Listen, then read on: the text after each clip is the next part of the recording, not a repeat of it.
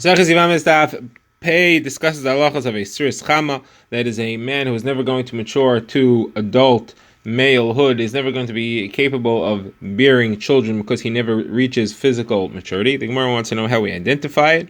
The Gemara is going to start off with that, then the Gemara will get into a question as to what pshat in Rabbi Eliezer in the Mishnah is. The Gemara will go back to the question of a siris chama in general, and the Gemara will discuss when he's determined to be an adult. Then the Gemara will go back to how you identify a siris chama. So let's begin. First of all, the Gemara is asking, what is a siris chama? How do we identify it? So the Gemara says that's somebody who was never kosher for one time in his life. He was never ever able to bear children at any time. He always had this lack of physical ability. So the Gemara says, how are we supposed to know that? The Gemara says the first sign, we'll have the rest of the signs much later in the daf, but the first sign is that when he urinates, it does not arc. It just kind of spills out. So what does it come from? How does this condition cause? The Gemara says it comes from something that his mother did while she was pregnant with him. If she baked bread in high afternoon, so there was a lot of heat going on, that causes this illness. Says the Gemara, Rabbi Yosef commented, this is that I heard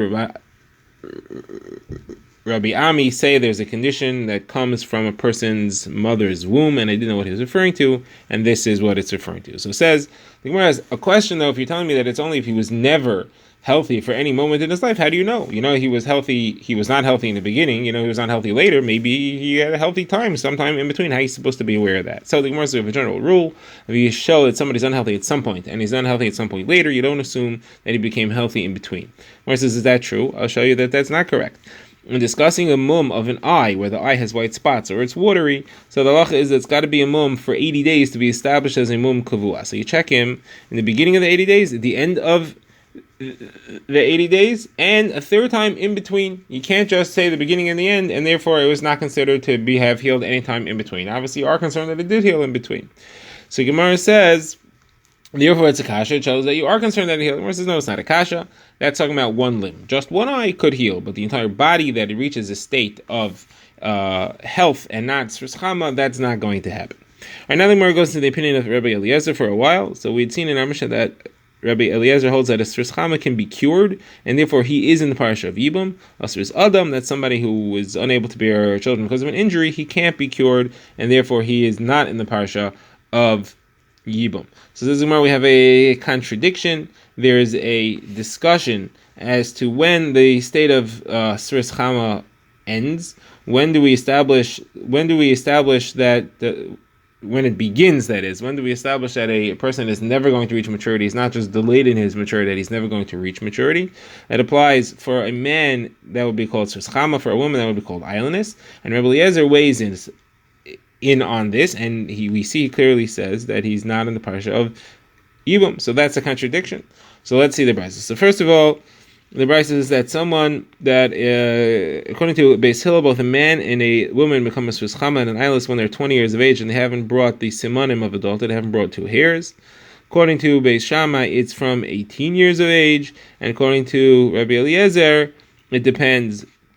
The men, siris chama is like Beis Hillel from age 20, a woman is like Beis Shammai, age 18. And the reason is because women are generally, they develop faster. So if she's 18 and she hasn't developed yet, that clearly shows that she's not going to develop at all. So here you see that he's clearly holding that she's not going to develop as a din of siris chama. So obviously then he's saying that she's not in parasha of Yibum, and it's contradiction to our Rabbi Eliezer over here. So there were 2 approaches to deal with this. So the Gemara says Rabbi Eliezer was chayzer. He changed. He at one point held that a siris chama is in the parasha of Yibum because he can be healed, and at some point he held that a siris chama is not in the parasha of Yibum because he cannot be healed. Which one was the original and which one was the change? So the Gemara brings another Mishnah, brisa that is. It seems to show that the original was that she cannot be healed, he cannot be healed, and the change will say that he can. Brisa says that Rabbi Eliezer holds the siris chama can do chalitza, and his wife can receive chalitza because they can be cured. In Alexandria of Mitzrayim, we've seen that they are cured. So you have 2 that say this way and 1 that says the other way. We'll go with the 2. Also, he brought a specific example over here, which shows that obviously this is something that he learned and he established that it can be cured. Whereas second shot is that this Mishnah over here, where Rabbi Eliezer held that a siris chama from age 20 becomes a siris chama and he's established as a siris chama, he was saying that as far as Onjin are concerned, as far as when he gets the punishments of an adult, that's something that happens from age 20. It wasn't talking about Yibam Chalitza. Yibam Chalitza makes no difference. Yibam man Chalitza, even if he's a Sris Chama, he is in the Parsha of Yibam man Chalitza because he's curable. As far as when he reaches adulthood, that's the question that this is about. All right, now the Gemara introduces a Shaila.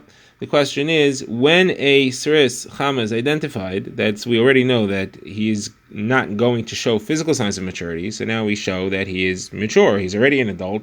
Despite the fact he doesn't have physical maturity, he's never going to be able to show those male-producing children characteristics, but he's an adult. Same applies to an islandess. At some point she becomes an adult. The question is, does she become an adult now retroactively from when she was 12 and for him when he was 13?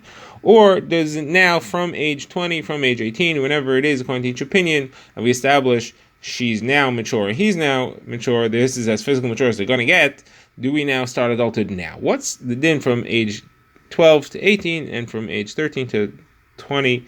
Is it retroactive or not? Now, if Kamina would be, if one of them eats chaylev, between those two ages, are they chayiv carbon for that time? What should we do? So the Gemara says, "Machlokas Rav and Shmuel."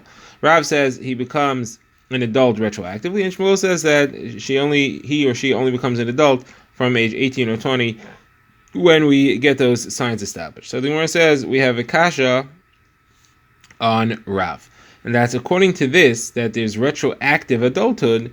So then, according to Rabbi Meir, who holds that a kitana never gets the knas of a mafuta, that is, when a young girl is seduced, this seducer has to pay a knas to her father. So according to Rabbi Meir, that only applies to a nara from age 12 to 12 and a half, never applies to a kitana. And based on that, the Gemara says that an islandess, according to Rabbi Meir, never has the status of nara and she can never get knas. So the Gemara says, why not? If retroactively, according to Rav, she becomes an adult, so then retroactively she became an adult from age 12. She should be a nara till 12 and a half. And then after that, she's a bogera, she's a full-fledged adult. What's the problem? So the Gemara answers that according to Rav's approach, she never has kitana status. She never has nara status. Status of a nara is dependent on physical signs. If she was an islandess, then she went straight from katnus to bagrus. She was a child until age 12, and from then on, she's considered to be an adult already. There is no... The status of nara does not exist to be an adult. You don't have to go through nara to be an adult. That's dependent on physical signs, and she never had it. And therefore, according to Rabbi Meir, there's no parsha of knas. So the Gemara says this was said by Abaye, and Rav Yosef was very happy with this. He commented, very good, you should say this over my name. All good things like this should be said in my name. We find the same thing by Ben Sayer Moirer.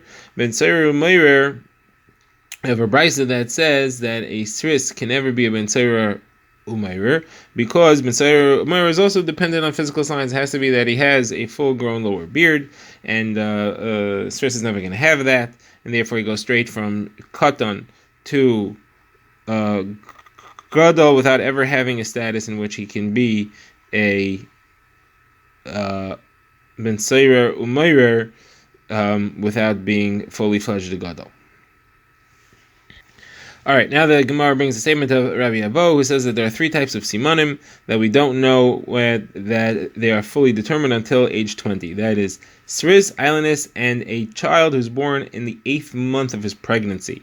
Now that's referring to the fact that the children in the days of Chazal could be born in the 9th month or in the 7th month and be healthy in the 8th month. They're generally not healthy. Unless they are fully grown hair and nails, that is a siman. But that siman, as well as the simanim of Sris and islandess, don't count, says Rabbi Avo, until they're 20. By age 20, then we know that they're viable, fully fledged, and adult. Until then, we don't know. So the Gemara has a kasha, is that you're telling me that there's such a thing as a child who was born in the 8th month who can survive. We have a Mishnah Masechah Shabbos, a brisa, that is, who says that they cannot. They're treated like a stone. They're muktzah. The mother's not allowed to move him. The most she could do is nurse from him because of a sakana to her and to him. So how could it be that it possibly survives? So the Gemara says here we're talking about when the nails and the hair are full. The only time where you say that they can't survive is when the nails and the hair aren't full. But here, the nails and the hair are full, and still we're saying that you need to wait until age 20 to show that they are fully fledged and viable. So the Gemara says that goes in accordance with the opinion of Rebbe, because Rebbe said that if somebody has full-fledged simanim, even if he's born in the 8th month, he's going to be fine. What's the reason? Because that shows that he was really complete in the 7th month. He should have been born in the 7th month, and Ba'etzem, he's a 7th month old infant. The only thing is that he stayed in the womb longer than he needed to. He stayed for extra time. He stayed there for extra time, and that's why he was born only in the 7th month. He was born only in the 8th month, but he stayed there for longer. So the Gemara says we have a problem with this, because this seems to show that Rebbe is the only opinion who holds that you could have such a thing as someone staying longer. We have an incident that happened with Rava Tisfa, where there was a woman whose husband went to Medina, he traveled overseas, and 12 months later she gave birth. And that would seem to indicate that she became pregnant while her husband was away, which means that she was Mizdana, which means that she's ushered him. But Rava Tosfa said no, it could be that she became pregnant from him. The child was ready 3 months ago, and he stayed in the womb for an extra 3 months. Could happen. Now, that means that he's passing that's such a thing as staying longer. But Rebbe is the only one who holds that way. Most other approaches, the other Tanaim seem to hold that a child born in the 8th month can never survive. Simanim, no Simanim. Obviously, they're arguing and they hold there's no such thing as staying longer. So the Gemara says, how could Rava Tosfa then is the question, how could he hold like only one opinion like Rabbi Yehuda Nasi? So Gemara says, no, there's another opinion that holds that way and therefore it's all right. And that's the opinion of Shimon ben Gamliel, who says that there is another sign of a child who's born in the 8th month who survives, and that is if he lives for 30 days afterwards. If he lives for 30 days, then he's not a nefel, he's going to be fine.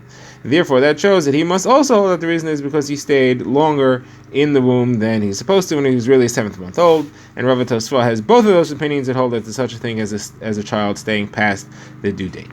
All right, now the Gemara brings a brisa that identifies a sris and an islandess. What are they? So the brisa says as follows: a sris is anyone who's 20 years old and has not brought 2 saras, hasn't brought 2 hairs. Even if he brings 2 hairs later from age 20, is confirmed as a sris. In our previous Gemara about the Machlokes Rav and Shmuel, it said even if he or she brought 2 hairs later, the halacha doesn't change, and that's based on this. Once they're established to be a sris, then retroactively, according to Rav, or from then, according to Shmuel, they become considered to be an adult. So if he is 20 years old and he hasn't brought 2 hairs, even if he brings them later, he's defined as a sris, but he also has to have simanim. The Gemara will soon show how many of these simanim he has to have, but these are the simanim of a sris. If he doesn't have a beard at all, if his hair is very soft, it's limp, if his skin is smooth, Rashi says like the skin of a woman, meaning that he has no hair. Rav Shimon ben Gamliel, in the name of Rabbi Yehuda ben Yor, says if his urine doesn't steam.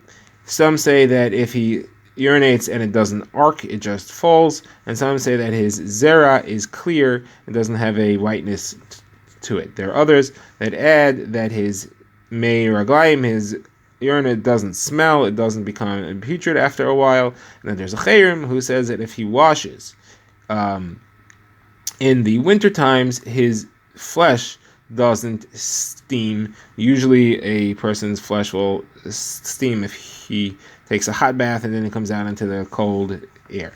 Now Shimon ben Elazar says if he has a thin voice and he cannot tell his voice from a woman's voice, that's also a sign. Now what are the signs of an islandess? Again, 20 years old and didn't bring 2 saras. Even if she brings afterwards, she's an islandess, but she's got to have some simanim of islandess. What are those? So she does not have the dadim that woman usually develops at age 12 or thereabouts, and if tashmish is hard for her, it's physically painful for her, that's also a sign of an islandess. So Shimon ben Gamliel adds she does not have a sloped area in the lower abdomen, which is generally a feature that women have to protect their internal organs. Shimon ben Elazar says she has a thick voice and you cannot tell her voice from a man's voice. Now, how many of these signs do you need? So the Gemara says Rav Huna says you have to have all of them. Rav Echlan says even if you have only one of them. Says the Gemara, if he has a beard, everybody agrees you need to have all of them. If you don't have a beard, that's where there's a machlokas over here, if you need all or one. So the Gemara quotes an incident that happened that they said that Rabba bar Avua said to the Rabbanan, if you're wondering if Rabbi Nachman is a sris or not, so take a look at him when he goes to take a bath. If his skin steams, they know he's not a sris, you can marry your daughter off to him. Otherwise, got to be concerned that he is. But that's only one sign. So the Gemara says Rav Nachman had a beard, and therefore if he was missing even one sign, he didn't have a full beard, but he had some beard hairs. Therefore, if he was missing even one sign, that would show that he was not a sris. Right now, the Gemara is going to analyze 2 phrases which appeared in the Mishnah. Now, the Mishnah had quoted Machlokas between Rabbi Akiva and Rabbi Eliezer whether the type of sris that is not in the parsha of Yibam and Chalitza is one that's bidei Shemayim, that is a Sris Chama, or bidei Adam. Rabbi Kiva told that it's a Sris Chama. And the Gemara, the Mishnah later puts Sris together with islandness and shows us the same halachos. That implies, like Rabbi Akiva's opinion, just like islandness is something that's definitely not caused by people. That's a condition that a person is born with. So Sris also, we're talking about a condition that a person is born with. Next line we'll analyze is the opinion here where it says that if a Sris does Yibum, so he passels her. So the Gemara says this seems to imply that if Sris did Yibum passels her because it was an Isser Eishes Ach, he didn't have a right to do Yibum, there was no mitzvah of Yibum, and therefore there's an Isser Eishes Ach, and that passels her to Kahuna.